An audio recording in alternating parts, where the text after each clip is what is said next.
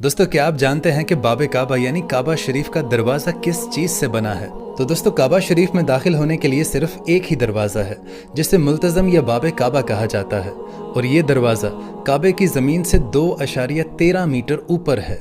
और आप जिस बाब काबा को देख रहे हैं, ये 1977 में शाह खालिद के कहने पर बनाया गया था, जिसको 2.5 सेंटीमीटर मोटी एल्युमिनियम की परत से बनाया गया था। और फिर इस दरवाजे पर चांदी की परत चढ़ाई गई, और फिर उसके बाद इस पर सोने की परत चढ़ाई गई, और इसको बनाने में तकरीबन 30 से 40 करोड़ रुपए का खर्च आया। और ये दरवाज़ा सिर्फ साल में 2 बार ही खुलता है। पहली मर्तबा 1 शाबान को जब खाना काबा को गुस्ल दिया जाता है, और दूसरी मर्तबा 1 ज़िलहज को जब खाना काबा का गिलाफ चेंज किया जाता है और खाना काबा को गुस्ल दिया जाता है। और उसके बाद उसके अलावा ख़ास लोगों के लिए इसको खोला जाता है। अल्लाह ताला हम सब को भी बाब काबा के अंदर जाने की तौफीक अता फरमाए। आमीन।